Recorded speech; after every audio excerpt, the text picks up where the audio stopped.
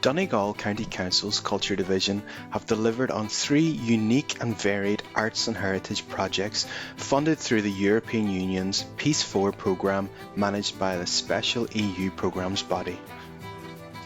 We want to introduce you to these exciting projects that saw people from across Donegal and Northern Ireland virtually connecting and collaborating for a diverse range of activities. But first, let's hear from Councillor Paul Canning, Chair of the Peace 4 Partnership in Donegal County Council. Ladies and gentlemen, as Chair of the Peace 4 Partnership of Donegal County Council, I am delighted to be here at the Regional Culture Centre Letterkenny for the closure of Living in Donegal, Northwest Border Tales and Echoes of the Decade commemoration programme and the official virtual launch of the resultant online exhibitions and films, which have all received funding through the Donegal Peace 4 Action Plan. The Peace 4 programme is a cross-border initiative financed through the European Regional Development Fund of the European Union. It had been designed to support peace and reconciliation in Northern Ireland and the border region of Ireland. In addition to supporting peace and reconciliation, the ERDF also contributes to the promotion of social and economic stability, in particular through actions to promote cohesion between communities. The Donegal Peace 4 Action Plan has secured funding in the amount of 5.5 million from the Peace 4 programme. The European Union's Peace 4 programme is managed by the special EU programmes body and delivered locally through the Donegal Peace 4 Action Plan. As lead partner, Donegal County Council has responsibility for the delivery of the Peace 4 Action Plan under 3 themes: building positive relations, children and young people, and shared spaces and services. The following projects fell under building positive relations theme. I would like to acknowledge the good work undertaken by the Regional Culture Centre staff, County Museum and the County Archives in getting the project off the ground during such a difficult time period, and we hope you enjoy the positive outcomes of the projects. Finally, I would like to express our thanks to the special EU programmes body for providing the funding and support to these projects, and to the Peace 4 team for assisting the cultural services staff to help bring the project to fruition.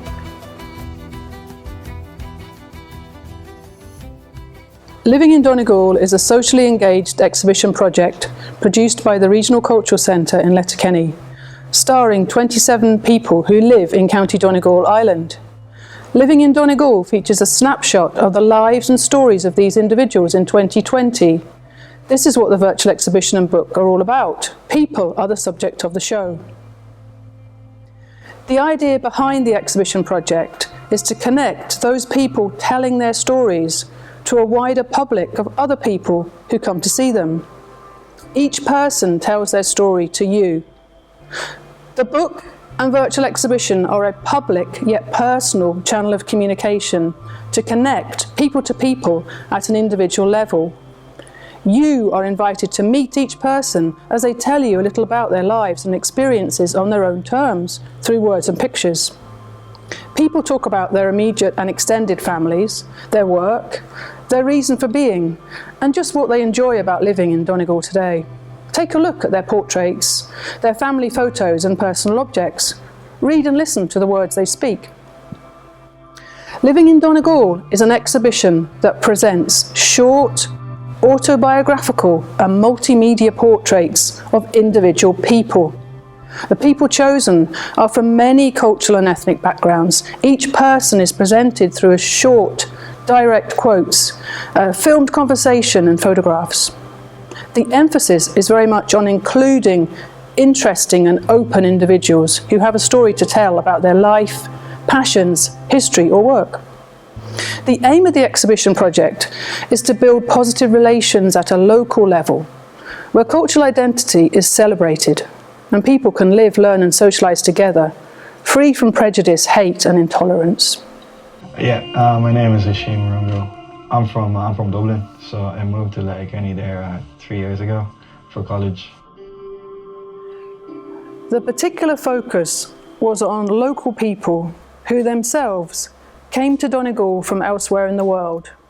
those who came to live here as children from around the globe, and local people who were born in Ireland and have a parent or parents from a different part of the world.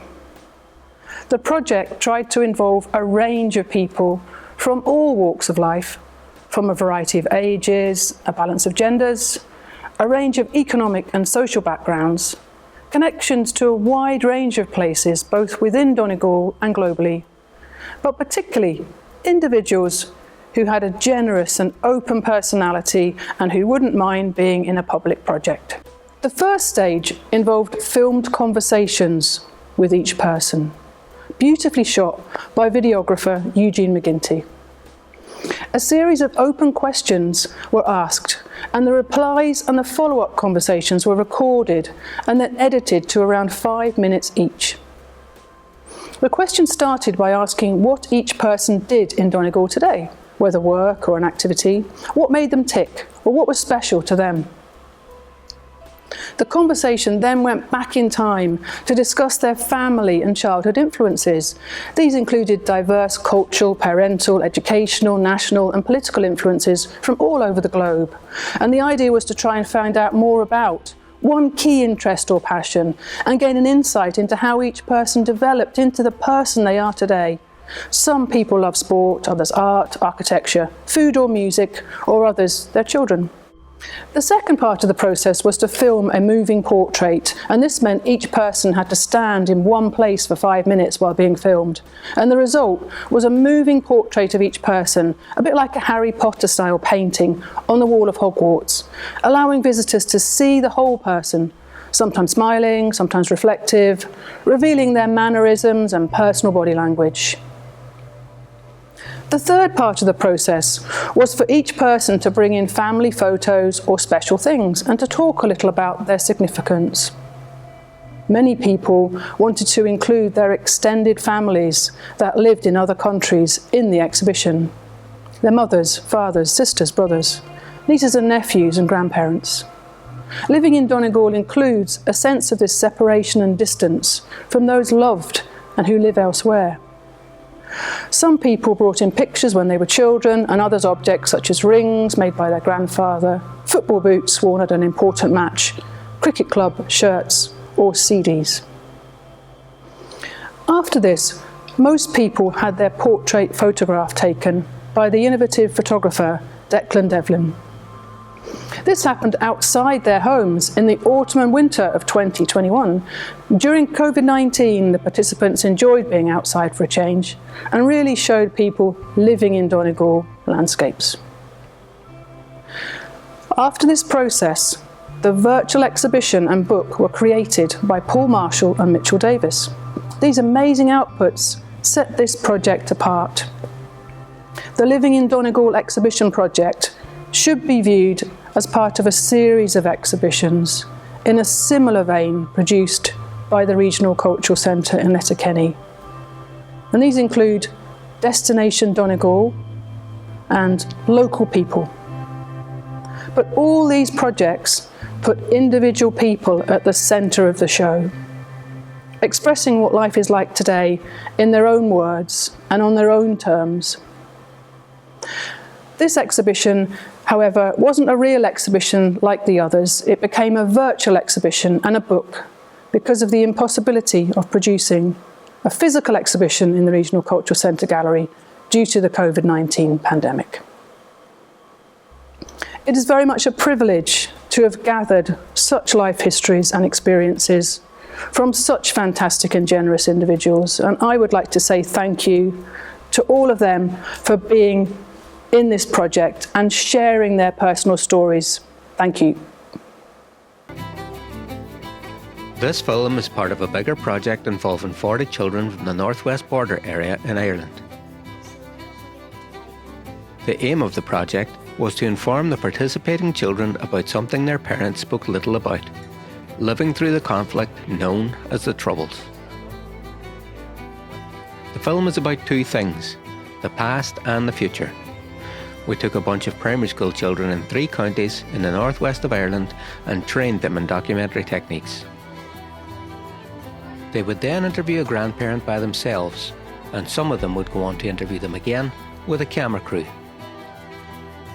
The stories you'll hear are from people who lived through the era most heavily affected by the existence of the border in Ireland. Some of these people were involved in the Troubles in one way or another, and some of them were terribly and directly affected by the conflict. Others were just trying to get on with their lives in a difficult time.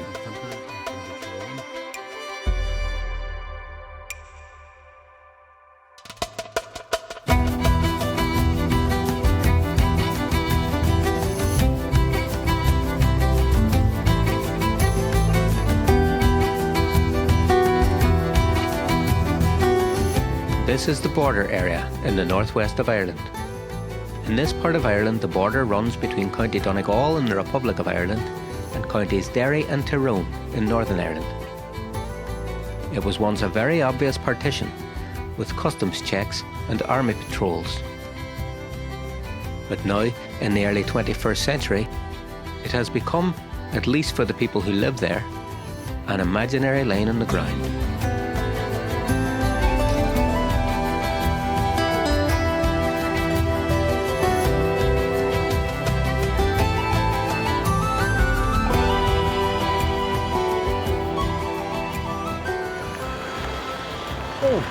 What do you know about the Troubles, look? I mean, what do you want to know? Well, I don't really know anything except like it was the fact that Catholics and Protestants fighting a long time ago, which seems really weird to me. Right enough. So, what is it you want to know? Loads of stuff. I have questions that they want to ask us, like what different things happened and why. I have them here. Hello, I'm Keith O'Grady. I'm the project director of the Peace 4 project, Northwest Border Stories. I first put in for the tender for this project. It seems like almost a lifetime ago now, September, October 2019, if I remember rightly. And I had a strong idea of how it could go in the end up. I thought it was hugely challenging and ambitious, but I also felt that we could definitely get something made because I was fascinated by the subject and I was sure that the children would be interested too. But to want to train children from 3 different counties in documentary production techniques and then have them involved in making a subsequent documentary film of any kind sounded challenging enough. But then to know that it was to involve their grandparents' experience of living through the Troubles, well, that would obviously present its own unique challenges as well. How could we even be sure that any grandparent would want to tell their story of living through that time? It was a horrendous time. And it seemed that my own generation, which is the middle generation in this scenario, wanted to leave all that in the past and not talk about it, me included. So that was part of the attraction for me. And I came at the project from that angle. The idea that young children really should hear about what it was like to be alive at that time in this part of Ireland. And we had issues getting people to take part, many for the reasons that I've said before, but they just didn't want to go over old ground. But schools already being part of other Peace 4 projects was also a big barrier to getting going. But we persevered and we found that some of the resistance was actually just about the timing. Schools started to come back to me because children in that interim period were preparing for 11 pluses and confirmations and stuff like that because they were 10 or 11 years old. There always seemed to be something getting in the way.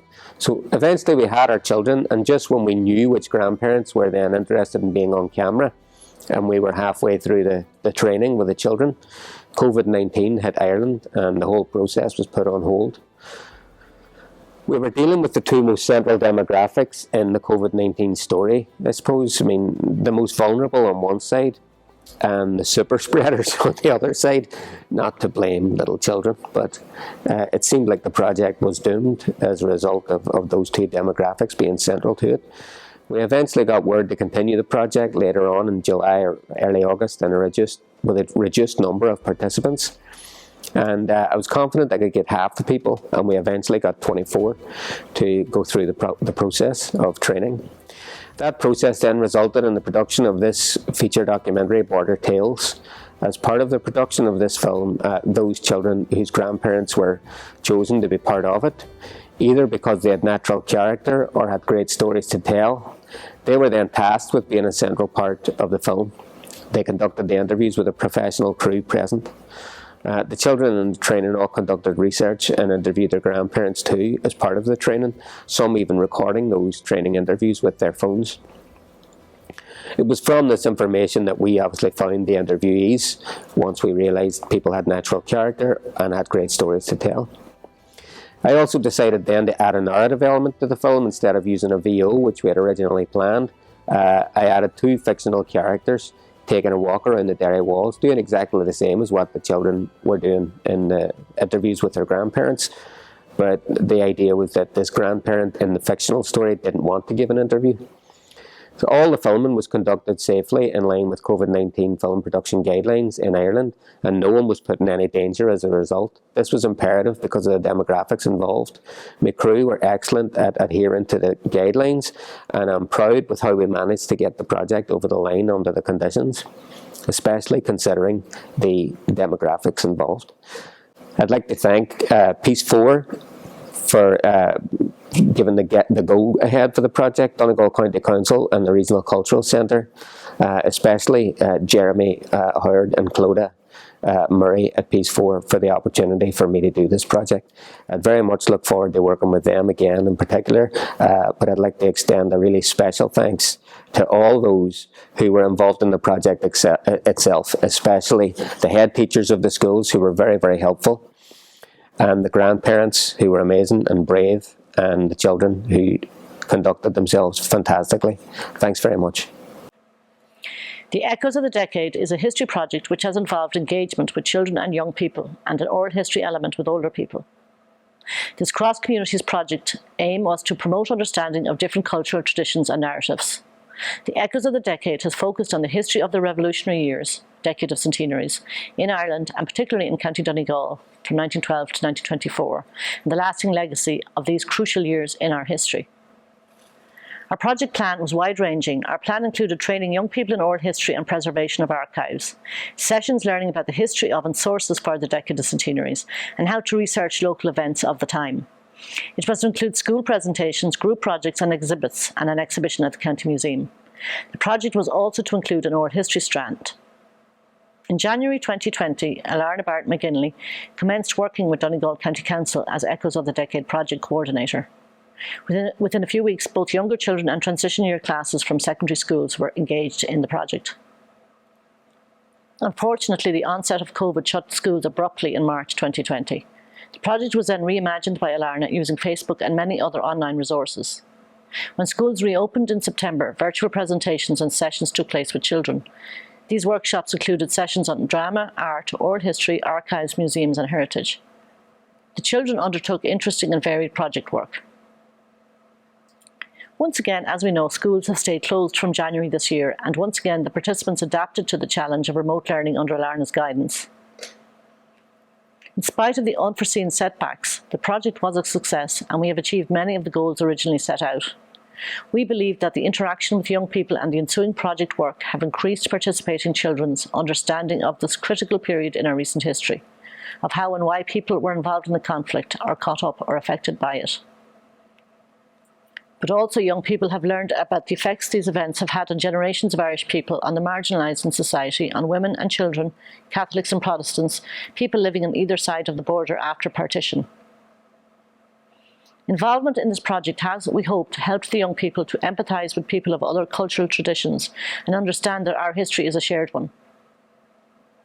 The wonderful oral history recordings undertaken by historian Regina Fitzpatrick with older men and women from across the county reveal much about the significance of the decade of centenaries on their own lives and those of their parents and grandparents. The conversations and stories shed new light on the extent and range of the consequences of this decade for the people of the generations that came after 1924, from across the community and cultural traditions. The oral history participants' personal, political and social histories give us a greater insight into our different narratives and shared history and experiences over the course of a long century since the original events took place. The project owes a big debt of gratitude to Alarna Barrett McGinley and Clodagh Murray, who worked so hard to bring this project to a successful completion in a time of such an unprecedented crisis. Thank you.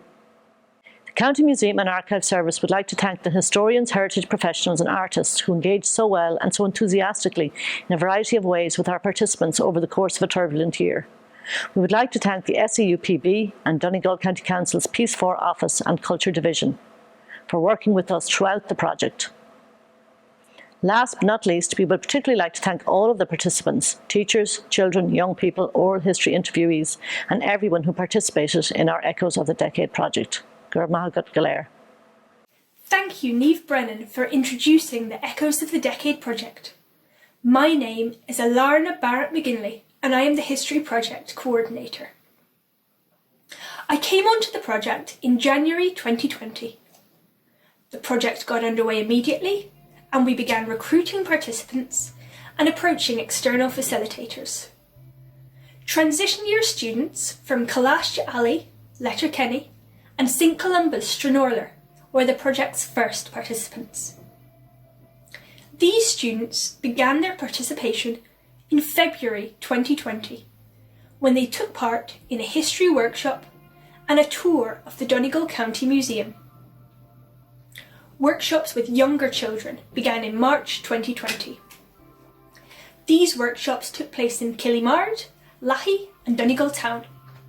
Here are some images from our in-person workshops with these children and young people. Our workshops utilised replicas, archival documents, historical items and Lego models to bring the history alive for the children. We were greatly impressed with the level of engagement from the children, who asked some very insightful questions. The impact of COVID for children and young people became apparent to everyone in March 2020. On the same day as the schools closed, on the 12th of March 2020, transition year students took part in an oral history workshop with Adrian Grand. Following the impact of the school shutdown and COVID-19 restrictions, our planned series of in-person workshops with transition year students and younger children was postponed and eventually cancelled in favour of a redesigned project delivery. The project was reimagined and we radically altered our delivery methods. From March to June 2020, the project delivered a series of 11 digital activities to around 100 children. These children included both our original participants and also children who had been recruited to the project during the lockdown. During this period, resources were developed with the impact of the pandemic in mind. The material we delivered included oral history-based resources which aimed to encourage children to reach out remotely to older members of their family and local community. Some teachers actively requested our resources to support their own remote teaching. Our experience was that people were looking for something to get involved in during this strange period in time. Many children put a lot of effort into their engagement with the project and produced significant pieces of work. In some cases, I strongly suspect that our activities and challenges became a family affair. Here are some examples of children's work with us during the first lockdown. While COVID restrictions have of course caused their own issues, there were some advantages in the move to remote delivery. A greater range of expertise has been available to the project.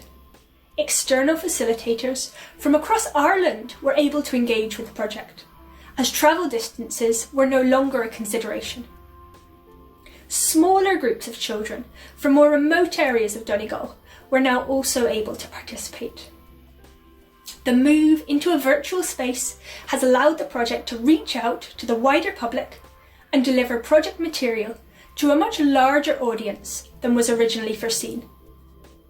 An oral history campaign was launched in April 2020 to encourage participants and the wider public to reach out to older friends and family members during the shutdown.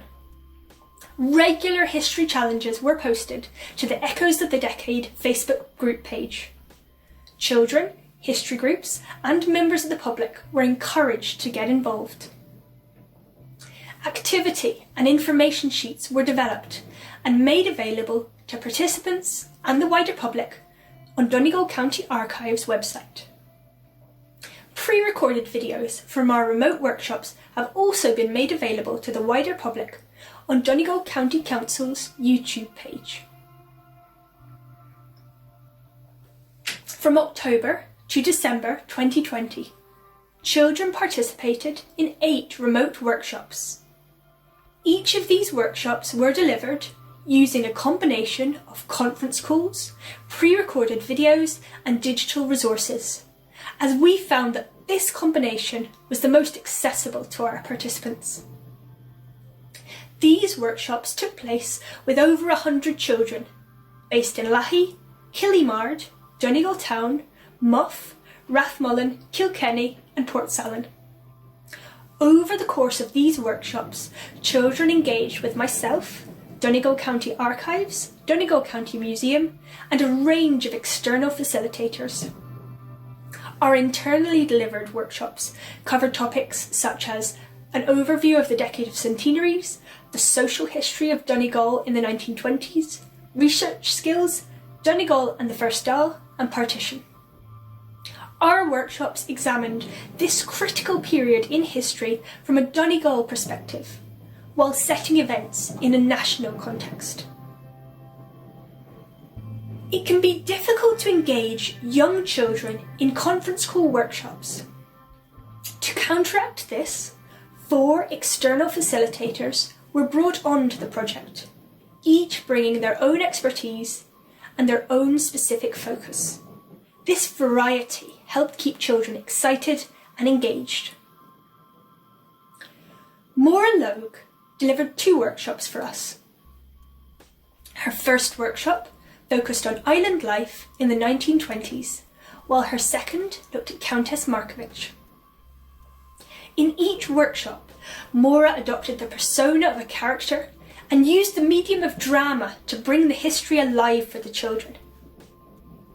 Here is a short clip from Maura's workshop on Countess Markievicz, shown with her permission. Some of you may know me as Constance Gorbooth, and others of you know me as Countess Markievicz. I did, after all, marry a Polish prince.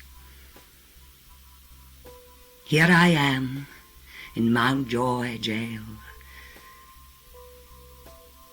the 5th of my prison sentences over the years since I was first incarcerated in 1916 after the Rising. Adrian Grant facilitated a workshop on oral history. The workshop looked at what oral history is, why it's so important, and how to carry out an oral history interview. After the workshop, the children were encouraged to conduct their own oral history interviews at home. These images show Adrian Grant's workshop with the children in Croagh-Ross, Portsalon. Frank Galligan delivered a creative writing session, which followed on from Maura Logue's workshop on island life.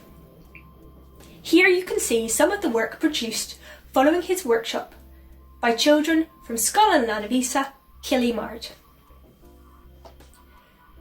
John Ruddy delivered a workshop on the War of Independence and used cartooning exercises to help the children engage in the workshop. This is John's workshop with the children from St Eunan's, Lahey.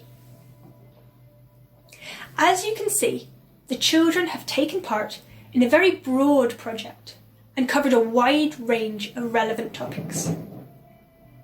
The feedback from children, parents and teachers has been very positive. The project was again reimagined following the most recent lockdown in January 2021. Since January, children have participated in 4 pre-recorded workshops and associated digital activities. The final workshop was delivered by John Ruddy in mid-March 2021. The workshop focused on the importance and lasting legacy of the decade of centenaries. As part of their engagement, children have been supported to carry out a relevant research project of their choice. The work work that children have invested in these projects is remarkable. The children's projects cover a range of topics that range from clothing in the 1920s, or the history of their local school, to Bloody Sunday or the War of Independence.